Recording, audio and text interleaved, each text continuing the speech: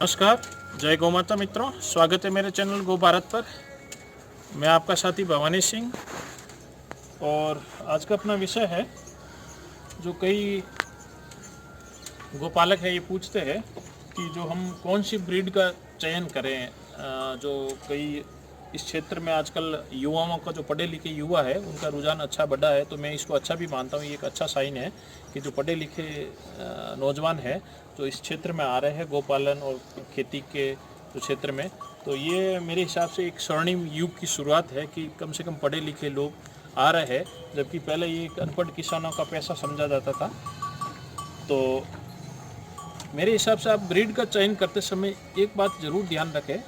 जिस क्षेत्र से आप बिलोंग करते हो उस क्षेत्र की अगर कोशिश करें जो भी लोकल ब्रीड है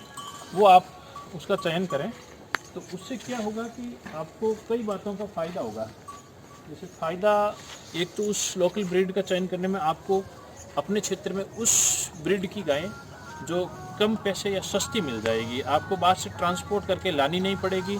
तो उसमें आपका काफ़ी खर्चा भी बच जाएगा।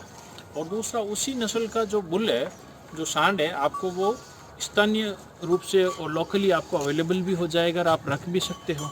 तो इसमें आपका ये फ़ायदा हो जाएगा। और दूसरा ये है कि आप जैसे आपके क्षेत्र में वो जो नस्ल पहले से मतलब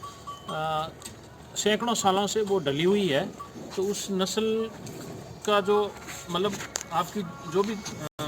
वातावरण है, चाहे आप ठंडे क्षेत्र से हो चाहे गर्म क्षेत्र से हो, तो उसमें क्या है कि आपका वो जो डली हुई है तो आपको उसके लिए कुछ एक्स्ट्रा एफर्ट्स नहीं करने पड़ेंगे, तो क्योंकि वो ऑलरेडी उसमें मतलब वो ब्रीड आपके वहाँ फिट है, एडेप्टेड हो चुकी है,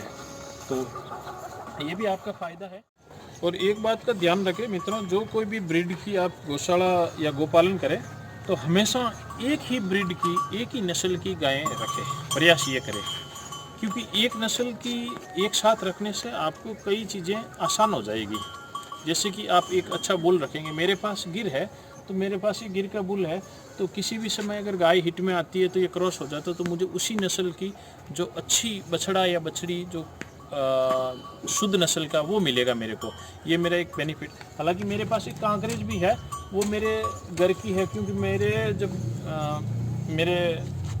पिताजी के पास जो कांकरेज रखते थे, तो अब हमारे पास कांकरेज है नहीं, लेकिन वो हमारे घर की है, तो इसलिए हमने वो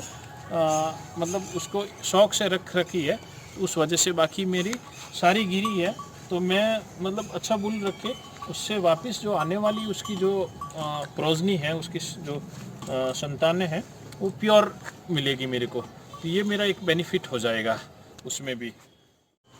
और जब आप दो ब्रीड की गायें नहीं रखेंगे, सिर्फ एक ही ब्रीड की अपनी गौशाला में रखेंगे, तो उसमें क्या क्रॉस ब्रीड होने की संभावना बिल्कुल ख़त्म ही हो जाएगी, क्योंकि क्रॉस ब्रीड में हो सकता है कई बार कई गोपालक मैंने ऐसा सुना है कि वो क्या करते हैं कि गिर में एचएफ का सीमन डलवाते हैं या दूसरी जो नस्ल है उसका वो दूध बढ़ाने के लिए, लेकिन दूध तो बढ़ाते हैं लेकिन साथ में उसका जीन भी तो बदल जाता है, और फिर उसकी आने वाली नस्लें एकदम शुद्धता में नहीं रहती, तो वो फिर किसी काम की भी नहीं रहती है। तो उसका मैं जैसे ये बताना चाहता हूँ, जैसे वो जो कांकरेज है, जो कांकरेज उसका क्या हुआ कि ये जो एक देसी और एचएफ मिक्स नस्ल का सांड उससे क्रॉस हो गया था, वो हमारी गलती की वजह से, उस समय मेरे पास बुल नहीं था, तो उसकी वजह से ये बछड़ी आई है।